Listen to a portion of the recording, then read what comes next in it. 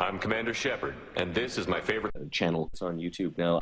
Hey, what's up guys? My name's David, and today I'm doing a follow-up video to the other domination on grid game I posted.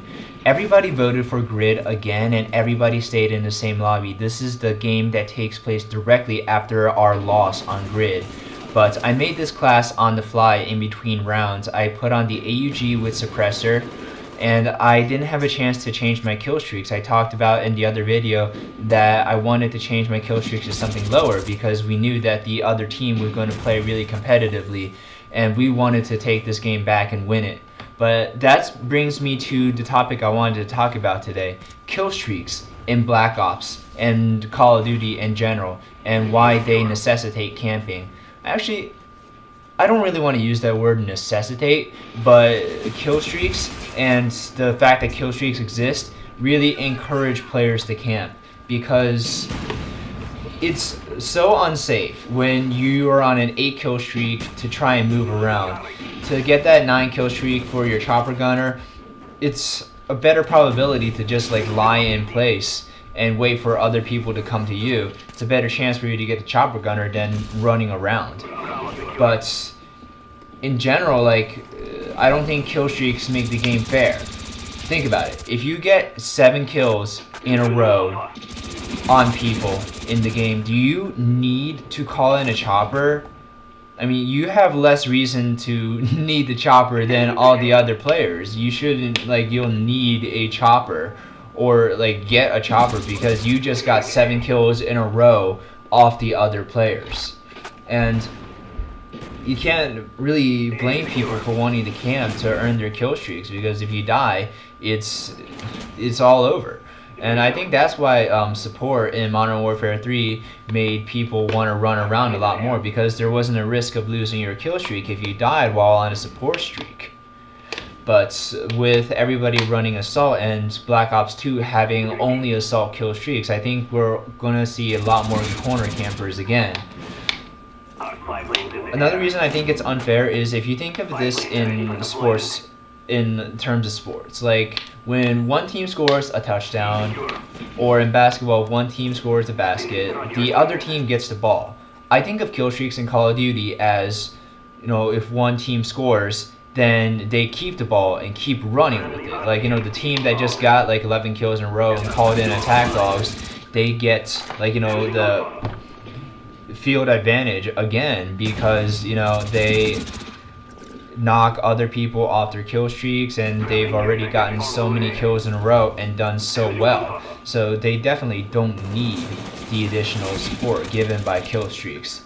So I just don't think kill streaks make the game fair in any way. And they encourage way too much camping, and people aren't likely to move if they're already on a 7 kill streak going for that 8 kill streak for the Blackbird.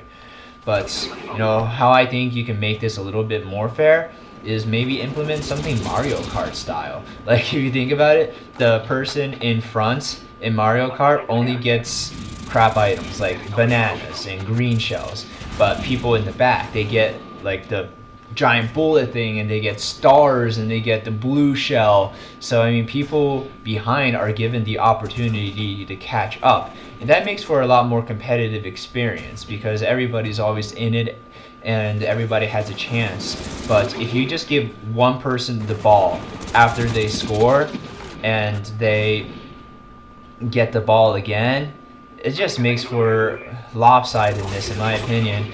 And the only way that the people like that have gotten crapped on by the people with the kill streaks can come back is by buckling down and going for their own kill streaks by camping. So anyways, that's what I think about kill streaks and why I think they're inherently unfair in Call of Duty. Black Ops 2 is repeatedly advertised as the most rush-friendly Call of Duty there is. It's the one where people are encouraged to move around the map the most. And yes, I do believe they fixed Ghost, because the new Ghost makes it so that you are only invisible from UAVs if you are moving. So you have to move in order to get that stealth advantage. And I think that's really fair, but I don't like how support streaks can generate other support streaks.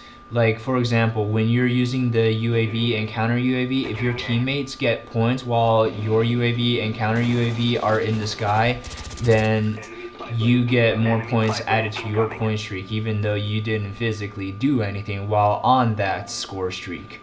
Like, people can just call in UAVs and counter UAVs and lie in one area and let their teammates do all the work so that they can ramp up to their next kill streak. And some other anti-camping mechanisms, like, you know, the new target finder thing, which shows people like through wall, like within range through smoke and stuff, maybe even like through thin walls. That's as much a gift to campers as it is a tool to prevent camping, because if you think about it, campers can just use that to their advantage to find the people sneaking up on them. And yeah, so that's what I think about the target finder. And I think one other aspect of Call of Duty that may contribute a little bit to people staying in the same area is a creator class. And I'm going to immediately get a lot of hate and dislikes for this, but hear me out. If you're creating a class and you select an SMG or a shotgun, of course you're going to stay to one specific area or a few specific areas on the map that play to your weapon strengths. Or if you pick a sniper rifle, you're going to buckle down and choose an area with long sight lines. Kind of like what Woody's gamertag says about controlling the engagement and playing to your weapon strengths. So with SMGs and shotgun, you're going to immediately rush to the maps that have close quarters areas and control those spots. At least with Halo and Gears of War, you have to run around the map to get the weapons you want and be able to play to those weapon strengths. But it's a good mechanic. Create a class is really good, and I like it. That's part of the reason why Call of Duty was so popular in the first place. But I just think that people can abuse it sometimes by, like, you know, just staying in a corner with shotguns.